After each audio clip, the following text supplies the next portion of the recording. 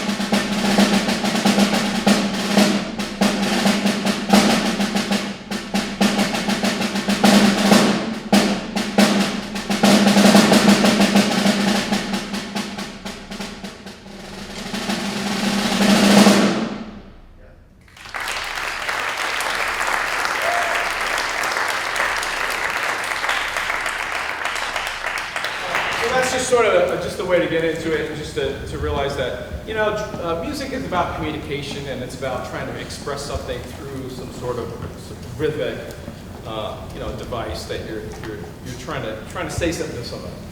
I'm here to talk pretty much. I talked to Kuntal, and he wants me to really pivot towards the marching percussion thing, and I'm just gonna, you know, just really talk about how I do it, how we do it in the program, how I develop what we end up doing. And so there's essentially 2 sides to this point. There's a really pretty serious technical side, and then there's an entirely different thing that deals with the performance of the music. So a lot of what I do in the season is is with the music, and a lot of the comments I'll make will be entirely musical. There'll be very few, in other words, we're not in rehearsal and I don't look at you and say, hey, watch that left finger, or that little pinky finger, or watch, it's very rare that we do that. But we do it a whole lot in the off season, right? We take the 6 months or so, and then we train. A lot of the players have a lot of experience. So let's just scroll through some of this. So this is something that I think that you should register this. And I'm not trying to coin a bunch of phrases here, but I'm trying to display like how I think about it, and why I think that every time I find out the way other people do it, I'm reminded of how differently that we do it in terms of just the approach to what we value and what we think is important. All right? Knowledge, understanding, and appreciation is kind of in that order.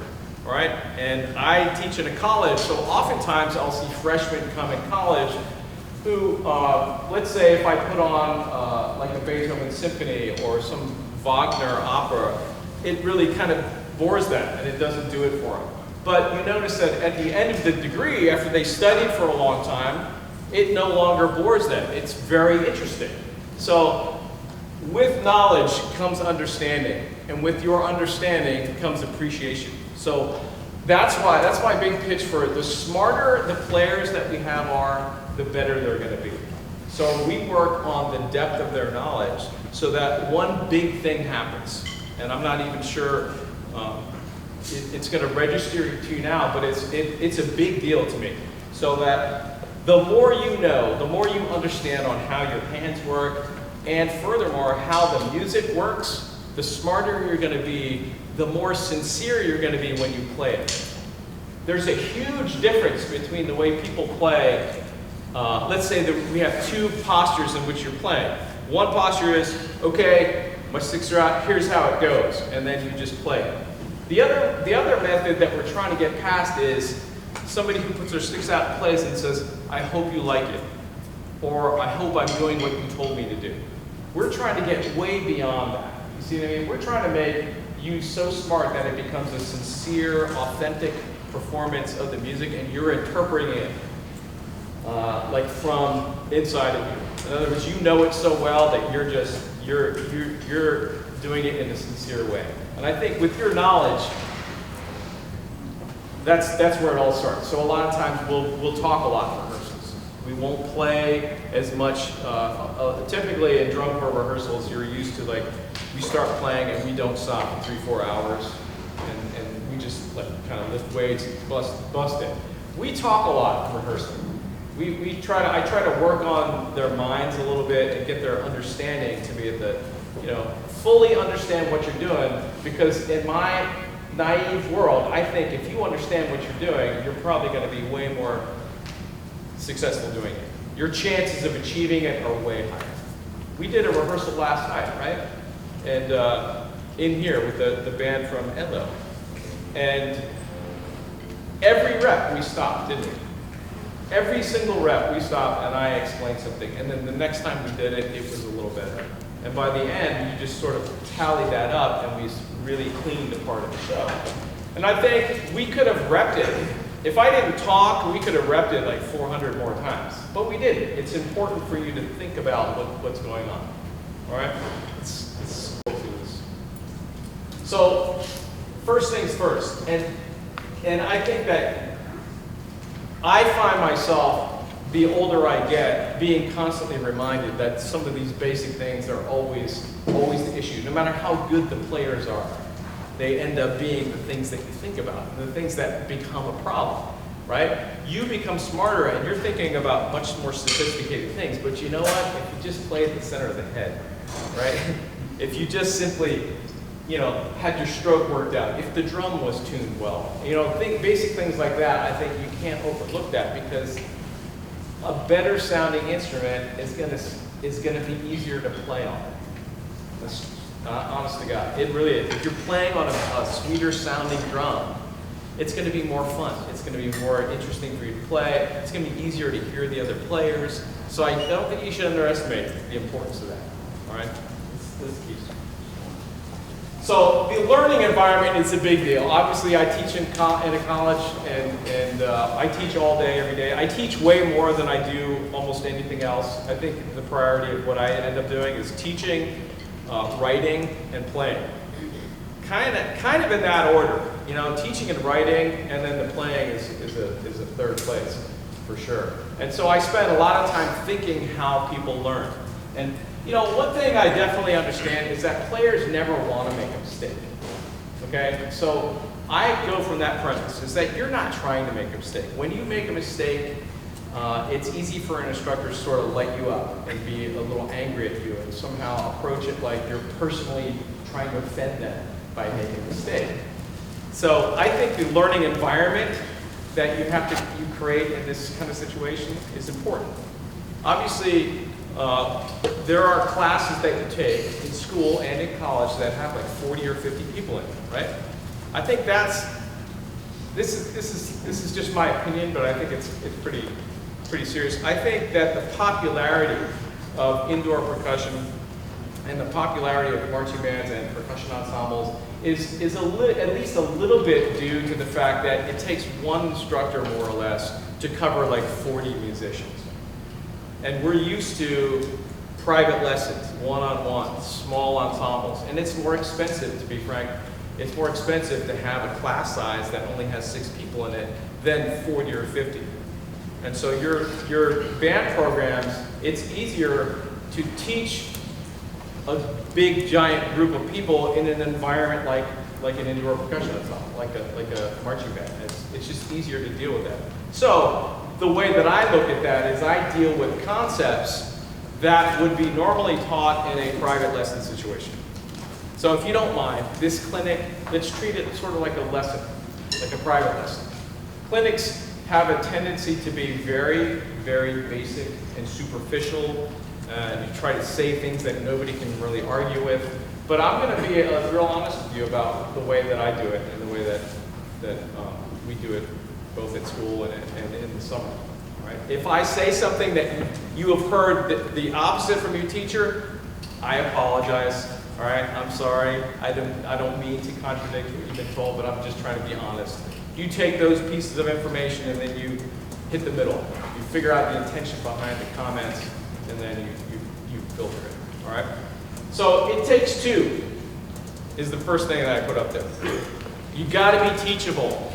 All right. When who is it that asked me about auditions for drum corps, right? There's a lot of wisdom in just like reading some of those things. You got to be teachable. You not only have to be able to play, but you have to receive a comment that is going to be critical of your playing. And it's all done with good intentions. But if you're not teachable, you're probably not going to make the group. All right. So you have to realize that before you get into it. For any students in a private lesson, right, you have to be teachable. You have to have it takes two to make this thing work. All right. And so I'm just appealing to your sense of whenever you're taking a lesson, and then you said, well, you know, my previous teacher told me to do this, or you know, there's a little bit of a standoff, and you have to be a little bit more open, right? A teacher is there spending his time to make sure that you're gaining information, and they're saying it all with good intentions. So just make sure that you're receiving that information. All right.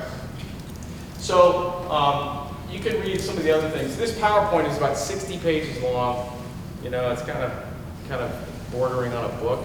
So I'm just going to cruise through that because I know we don't have a whole lot of time when we're here. So if you need to ask some questions, you know, I'm going to encourage that completely.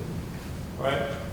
So let's talk about the history of how we drum. This is going to be one of the 3 or 4 things that I talk about that is nuts and bolts, gives you the answer to some questions that I've already had today.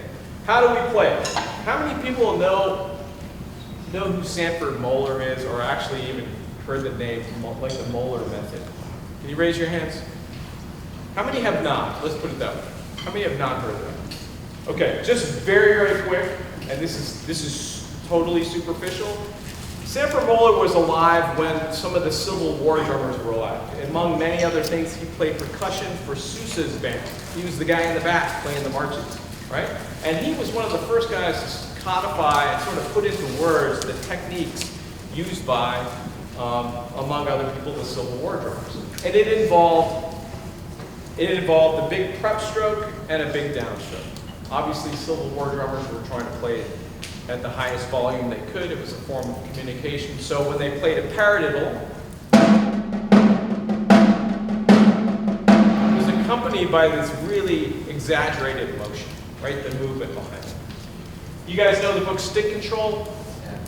That's the guy who wrote Stick Control is George Stone. George Lawrence Stone wrote Stick Control. Stick Control was a response to the Muller method.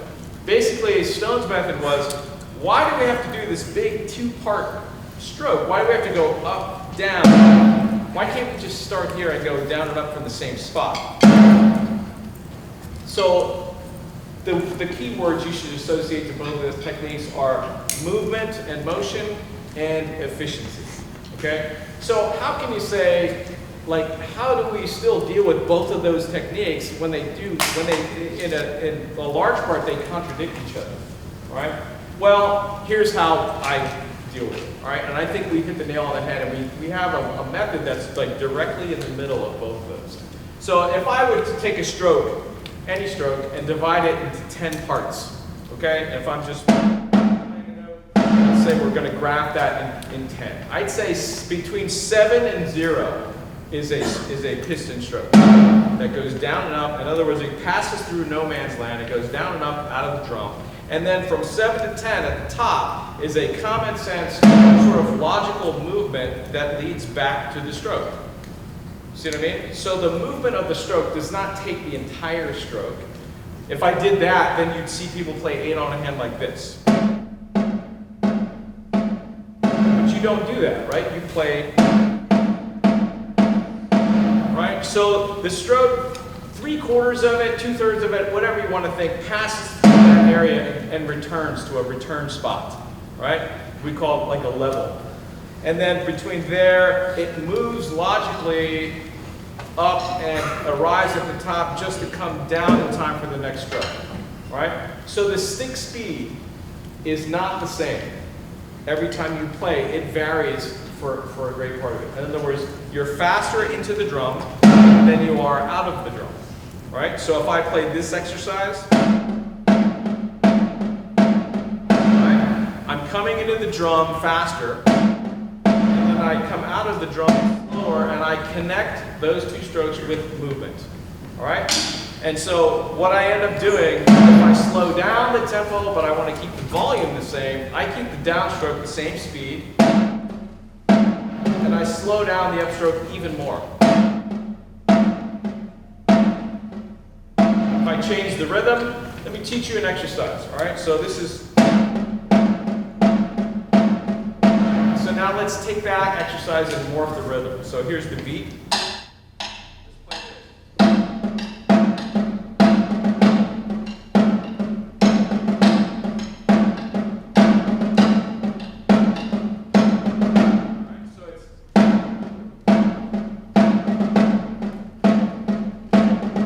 So you have to occupy the note.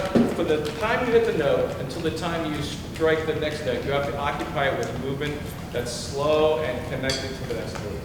You got it? 1, 2, 3.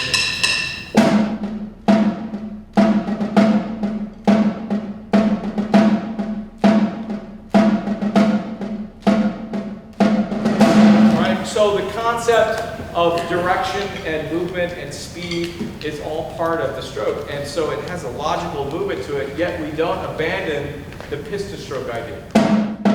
So we're coming down and up to the same spot, and then we're hovering from that spot to the next attack. Like the roller coaster goes up to the top, just in time to come back down. You don't want to get stuck at any point. In other words, I don't want to go, right? I want to connect it with slow, lyrical movement. So that when I play anything,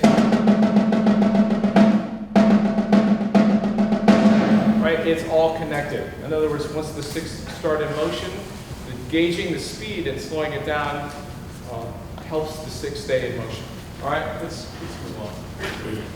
So Here are the 4 basic eye lines that I did not, these are rules that all of my guys all know, and they kind of get tired of me saying it, but I'm telling you, I did not come out and think of these rules and say, you know what, if I want someone to play well, here's the 4 rules that you have to follow. It wasn't like that at all. It's after teaching for 35 years, I've noticed that people do certain things.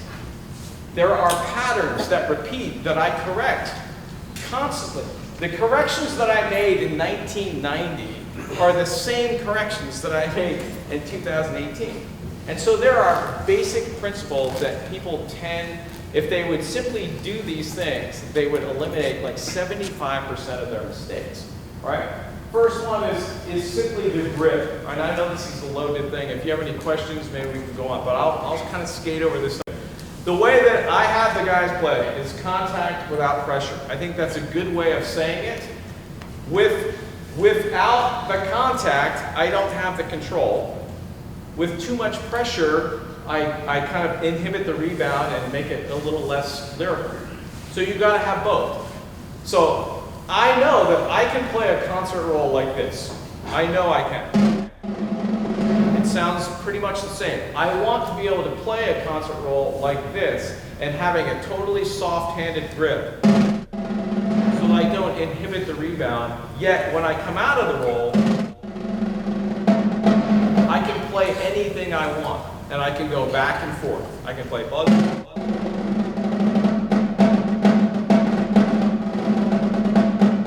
Any rudiment will have a certain kind of tendency in terms of your grip, but I want to make it as universal as possible. The difference between playing with a rebounded stroke and totally controlled, right, should come pretty much from the same spot, and it should feel a little different in your hands, but you should be able to go back and forth between those things, all right? I'll teach you one more. I'll teach you a bunch of exercises today, but this is stuff that maybe if you have a pencil, you jot down some of these things. If you want to do this exercise, you can see what I'm talking about. So let's try like a 3-note bounce,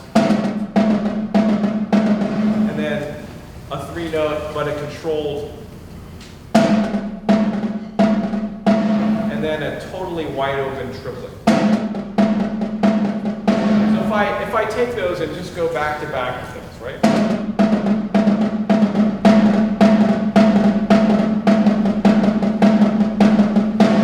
Reduce the counts.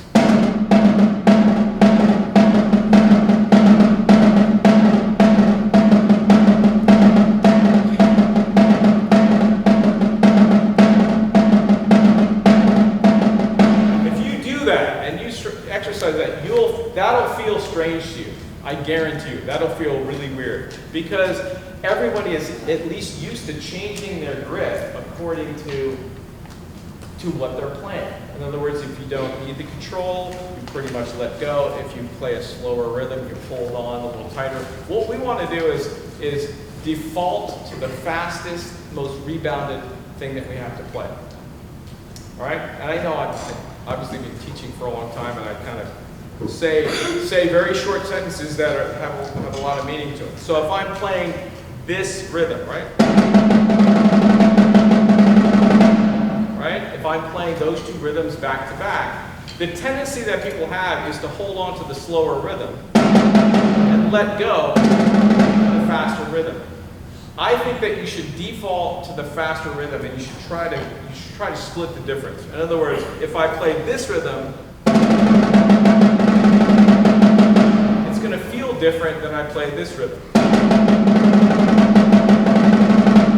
So I try to feel the way that I feel during this. And then I try to play the slower rhythm with that feeling in my hand, if that makes sense, right?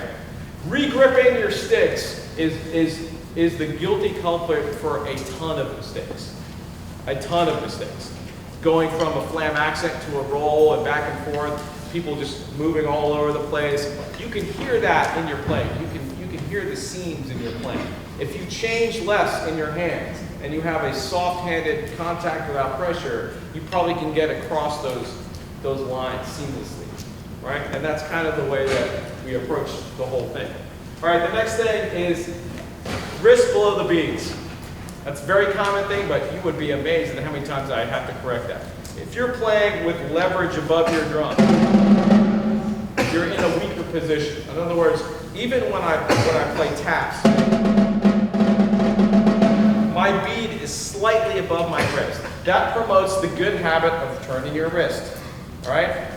Instead of probably the #1 problem that I see with younger people today is the next one, which is the order of rotation of your joints, right? How many times I can tell you that I've seen someone turn their elbow joint before their wrist? It's becoming like a thing for you guys, all right? So your joints work in conjunction with each other. So in no way that you should think that one joint works in isolation. When I'm walking, I have ankles, knees, and hips, right? I don't walk with my ankle technique. You know what I'm saying? Like they all logically work together and you don't really think about it. So when I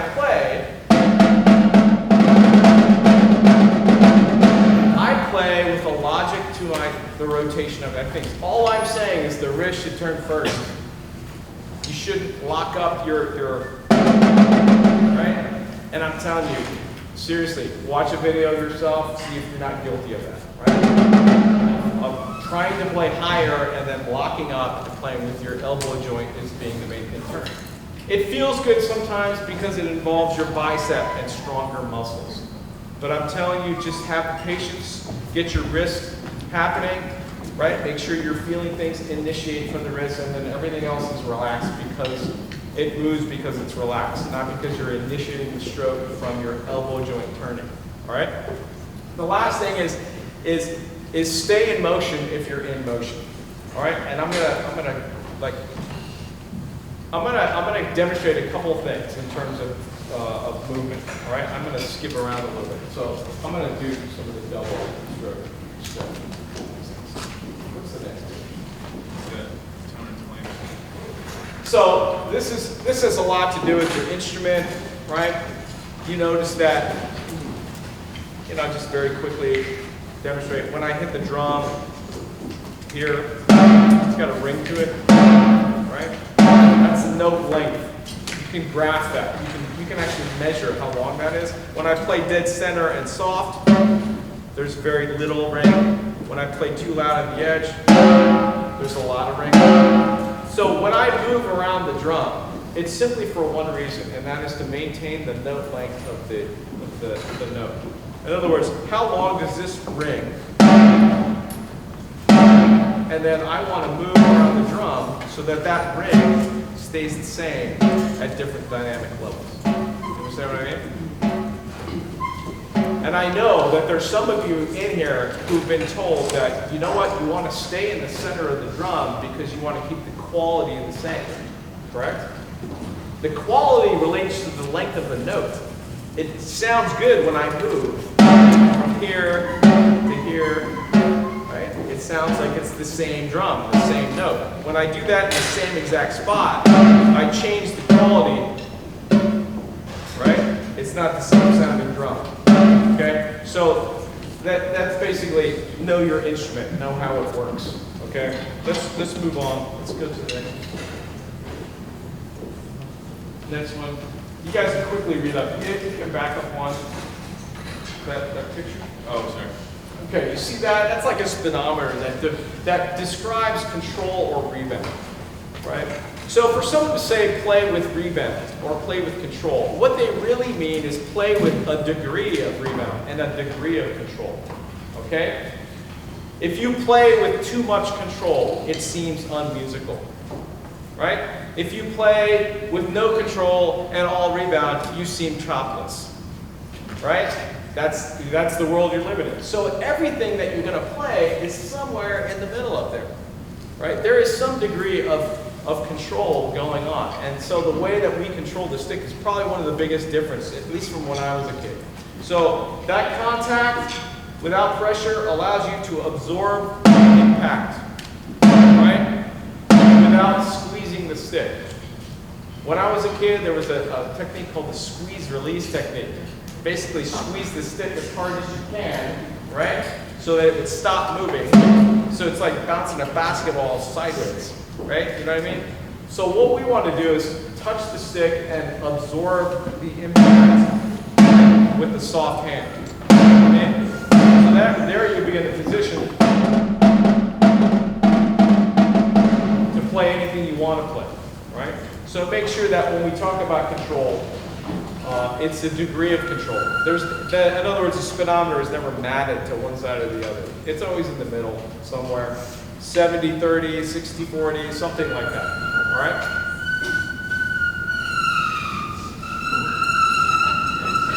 So one of the things that I should say, like for the last 15 years, I've been trying to sort of correct about the way we communicate, is that, you know what, language matters.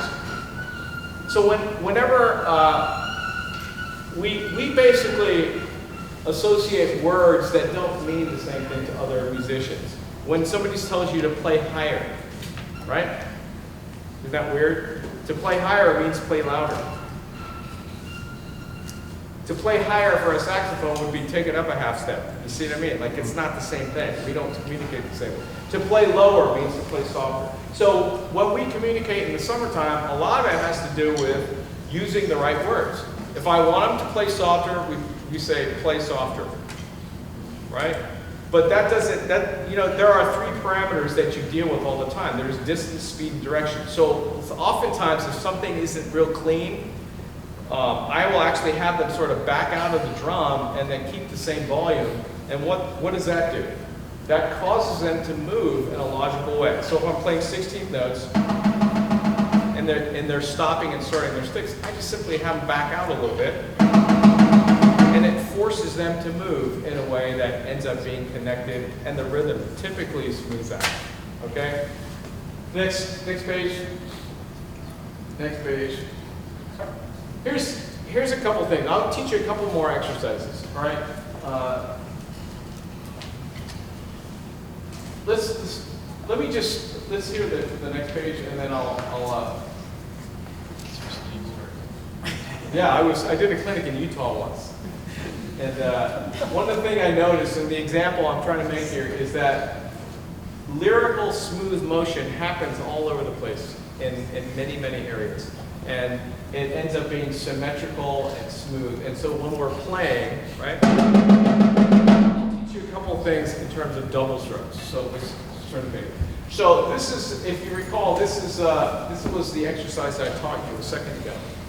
Actually, letter C is the exercise I taught you, right? And if you notice the notation there, the triangles and circles have to do with the direction that they're playing. So if a triangle is pointed up, that means it's an up stroke. If the triangle is pointed down, it's down into the drum. If it's a circle, that means it's down and up in the same spot. It's a tap. And I thought that was really clever. I thought that was really a fascinating thing for me. When I was probably your age, I saw that for the first time, and I thought, wow, that's really smart. It saves little time.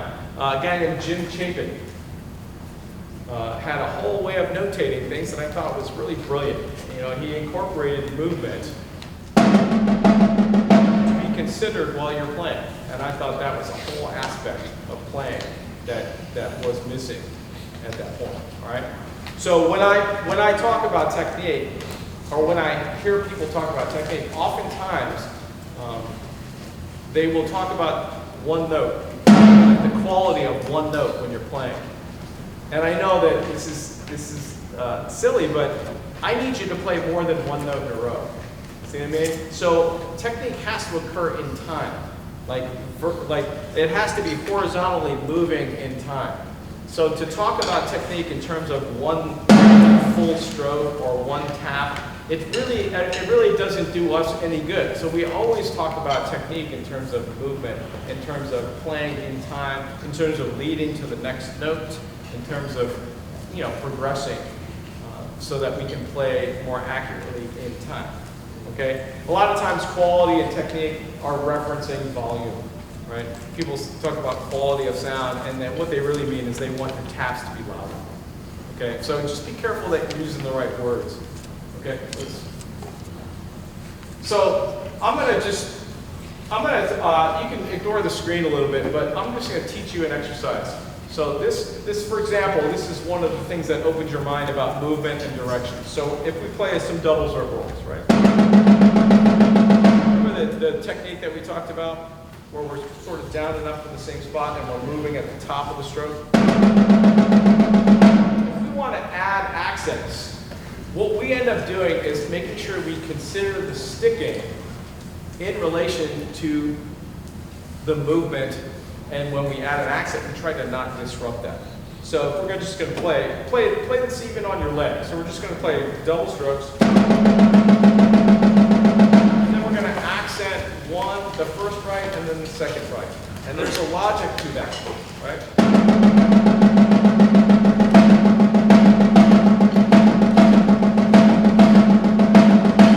So it's down, up, down, up, down. So the double strokes that we're playing are down and up in the same spot, but the pair of notes are down and up in the same spot. Many times, any of the guys that I saw play today, many times they play a double stroke and they sort of turn, hit the double stroke, and then turn again, next double stroke. What we end up doing is playing down, and then the movement of the next stroke is down from the same spot, but the movement after is up. So instead, when we play this exercise, right, A, B, or something like that, instead of this,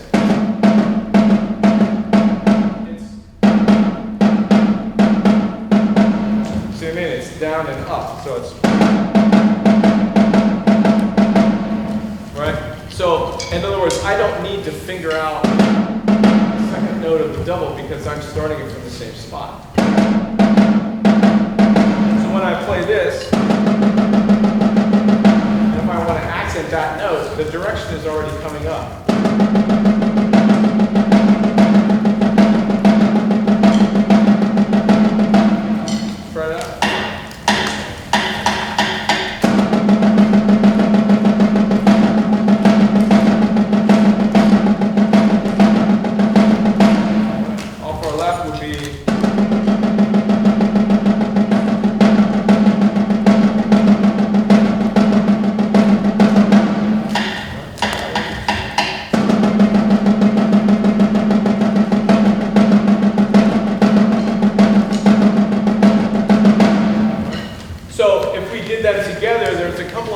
Where those movements overlap.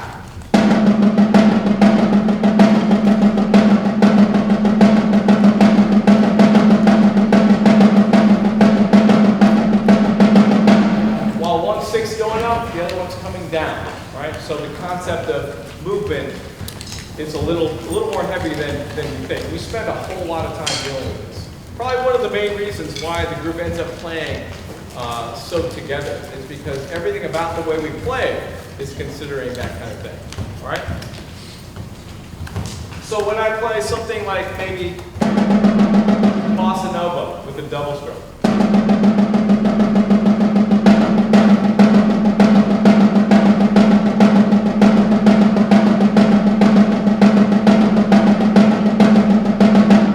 all right? So it's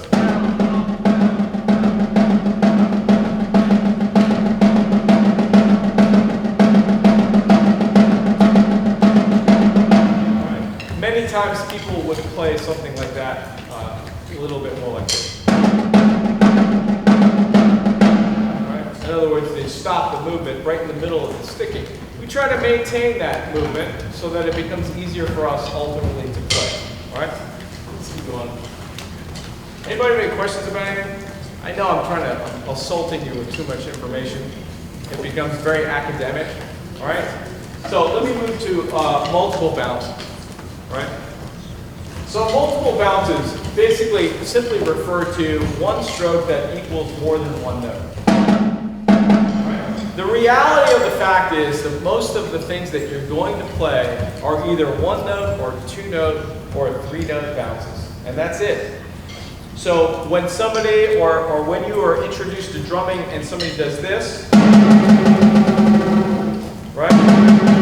That's interesting in the fact that to register the fact that it does bounce, right? The quality of the head does rebound. right? But the reality of what you're going to play is typically no more than 3 rebounds. It's very common. It's very, I'd say, understood by the best orchestral players that a concert roll really mainly consists of 3 notes in each hand. So when I play,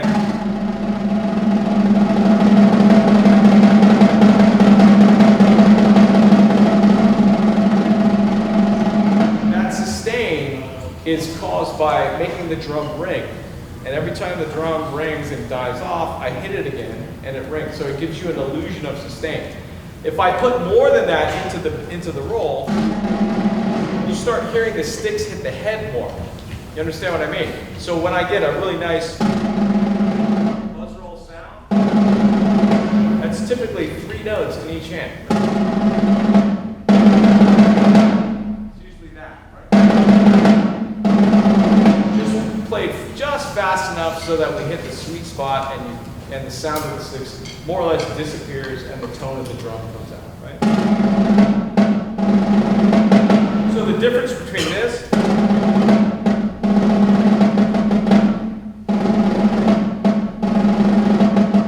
is literally 1 note per hand. Isn't that crazy, the way that sounds? It seems deceivingly, it seems deceiving to know that. So you sort of have to be aware of that. So to rebound a drum, right? Either 1 note or 3 notes, right? 2 notes or 3 notes. And I'll teach you another exercise. So the best example of a 2-note bounce, rudimentally speaking, is the Swiss triplet. Both hands play a lopsided double, like the front side heavy double. So the movement of my hands is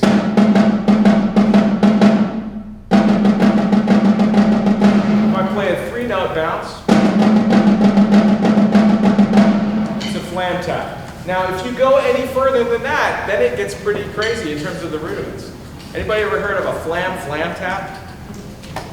Ever hear that? Where you play another flam before a flam tap?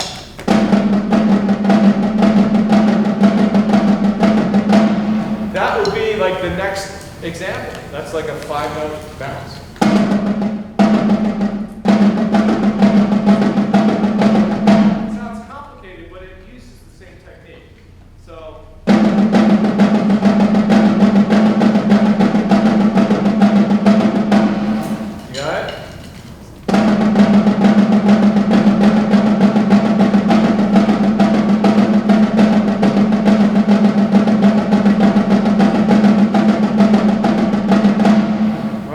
Any more than that, it would be flam tap. So you see what I'm saying? My point is that typically what you're going to have to do is just be good at 2- and 3-note bounces, right? And if you are, then you're going to be able to do a whole lot of things, right? Here's one more exercise for you to something to take home and try to remember, all right? So if you're going to play bounce, to check yourself and see if you're honestly playing 3 notes without stroking that out. This is an exercise that drum set player Steve Smith taught me. And everybody see Steve Smith play ever? If you have the chance, then yes, it's epic. You know, it's fantastic. And so he was playing this solo, and he's bouncing backbeats, and then all of a sudden he starts improvising like triplets all over his hums. And, you know, honestly, everyone in that whole place who was seeing that was thinking, how does he do that? Like, how is he doing that? And I think we sat together and he showed me, like, the whole concept of truly rebounding and not sort of cheating and playing the notes at all and allowing them to freely bounce. So we're going to play 3-note bounces. 1 stroke with 3 notes that come out. I'm not controlling the first note, so the second bounce is pretty high. The right hand is the same thing without the space. So I'm doing that.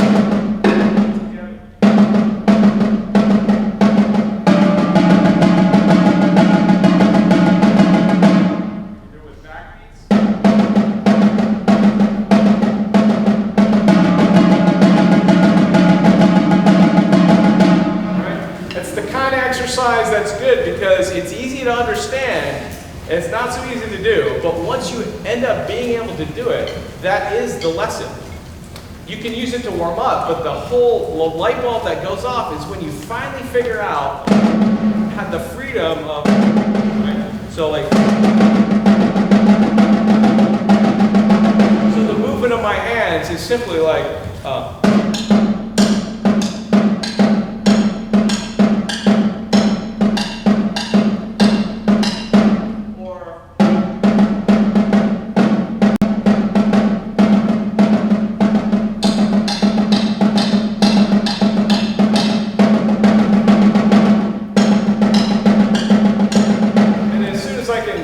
skeletal movement together and I can free myself up to not control and to rebound truly, then I can play,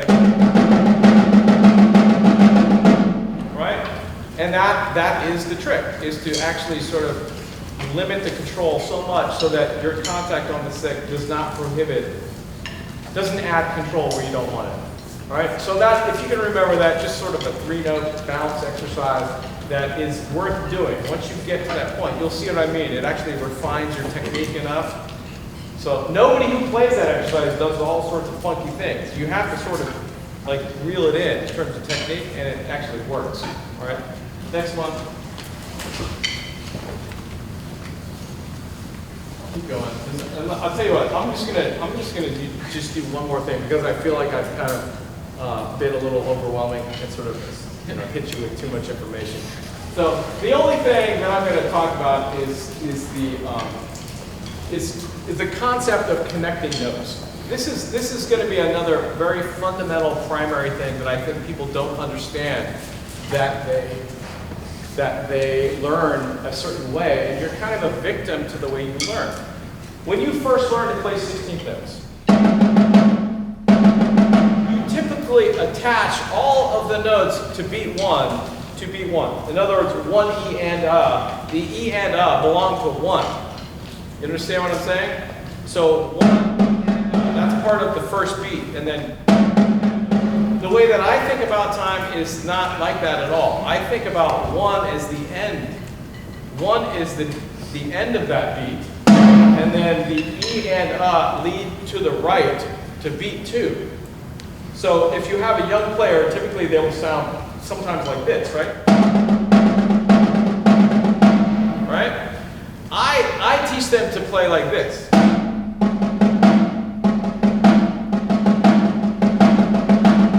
Everything is leading to the right and not trying to attach a note to the left. And that seems very, philosophical or very, what I mean, a little bit heady, but it's true. It actually, if I lead to the right, everything will be connected to the right, right? Instead of that sound, it's more, it's all leading to the note that it's going to. Everything is a pickup to the next note. Isn't that strange how we're taught that? We're taught that the E of 1 is connected to the left instead of to the right. So even like on the E, I think about like, that's connected to the next one on the right. All right? Anybody have any questions about anything? Sometimes I think I get a little too academic and a little too, college sort of teacher kind of guy. Any basic thing that you want to know? Any questions you need to know in terms of the summer, Vanguard, the show, whatever it is you want to know? Now's the time. You guys want to win again?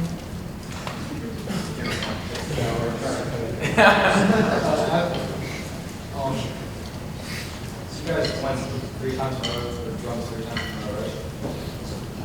Correct. I think they've done only like 1 or 4 twice. I don't know. We've won 4 times in the last 5 years. I guess that's only been done once.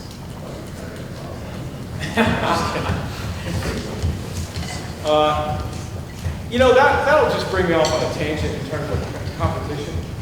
You have to realize that competition is a good thing to a certain point, and then it becomes a little bit destructive. And here's my pitch to you guys.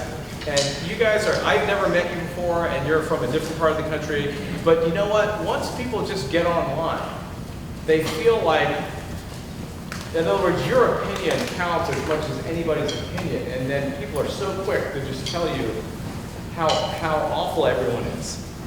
All right? You have to kind of check that.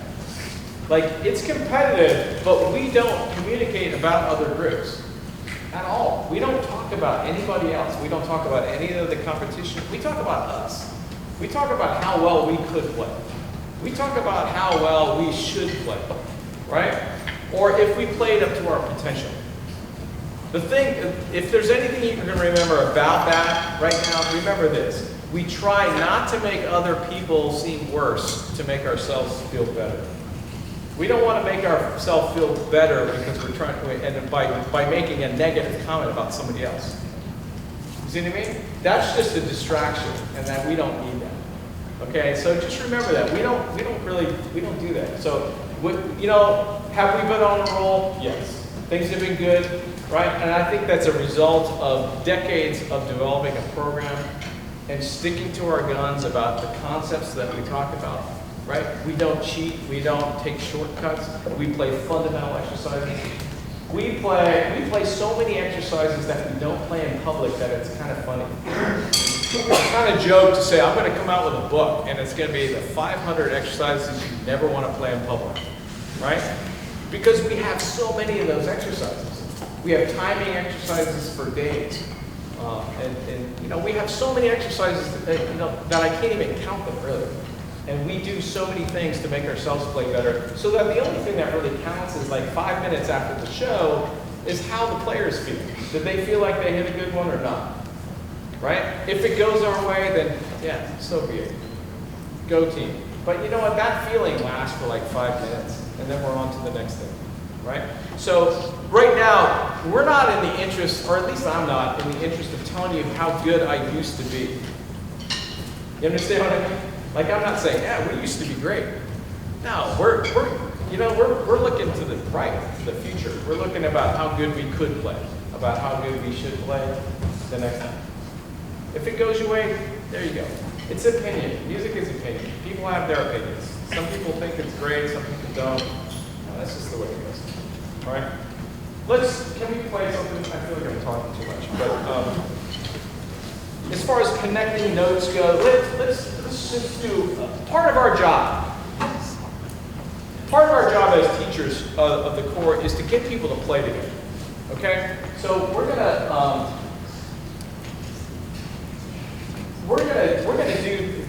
gonna basically use volume and balance to help us play together. And we're going to talk about primary and secondary notes and supportive parts and secondary parts. We can play 8 on a hand, all right? Ready? 1, 2, 3.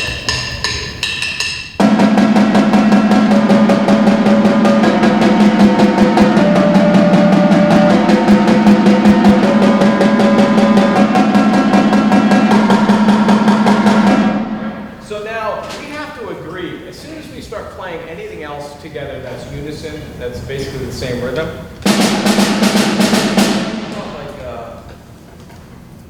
Like this one, right?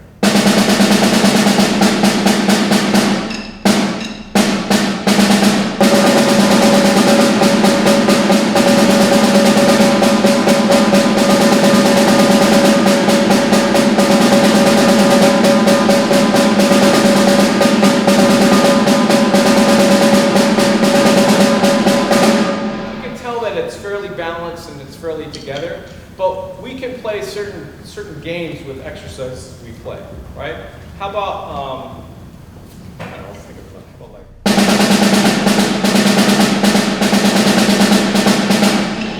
twice, and then we'll switch places. So I'll play soft, right? You'll play loud, and you'll notice that when I'm playing soft, that I am totally subordinate to his part. My only job is to play my part while he plays his part, and my part needs to line up with his part. In other words, he's driving the bus, and I'm the passenger. Halfway through the exercise, we'll switch, and then it's his job, it's his role to play with me. You got it? Ready?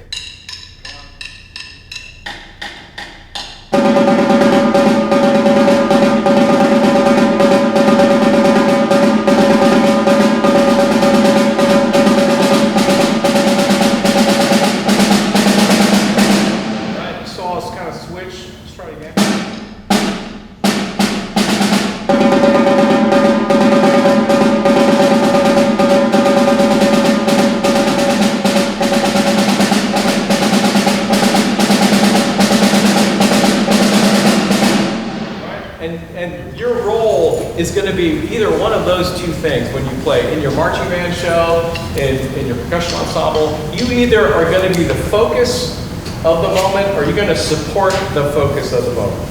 You got to realize, I don't mean to simplify it too much because there's certainly more than just two parts in any music. But in the basic sense, you're either it or you're supporting it.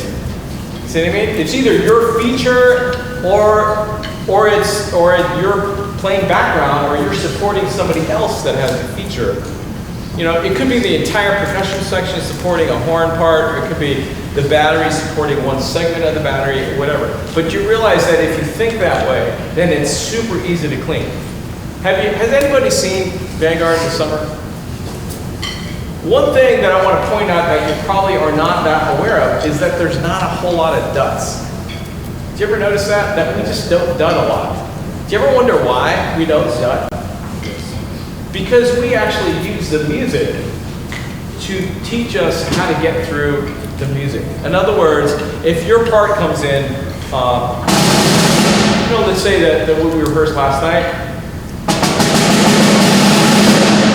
the way we clean it is you know that who plays right before you play, you know the handoff that occurs, and you don't have to dut. As a matter of fact, dutting sometimes gets in the way of hearing that part. And so if you're out on the field and the bass drums come in with some kind of quarter note thing or whatever, the guys in our group, they simply just use that to get the attack. Sometimes the simplest thing is just have one person play, and then the rest of the line comes in with that person. And I tell you, I know it's 2018, and I know that you're running around and it's total chaos. So there definitely are times where we sort of have to dut ourselves into something. But for the most part, we don't really do that. As a matter of fact, we do percussion ensemble arced up and sitting still. There's not like a single dut that you hear. The whole thing, it's like everybody understands what everyone else's part is, and they are able to play it together. They're all able to play it clean. All right? So I'm gonna, I think we probably have gone over a little bit. 5:30, I think is the next. Yeah, so yeah, about 5 minutes. Does anybody have any questions about anything? You want to ask me this? Okay, so what we can do is sort of try to get you guys on the drums and try to play some things. I realize that not everyone has the drums, but if you have a pad, you're more than welcome. And we'll try to walk through some fundamental exercises that we do.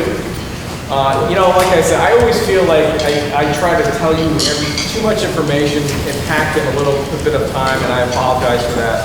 But once again, before we separate, I want to thank you guys.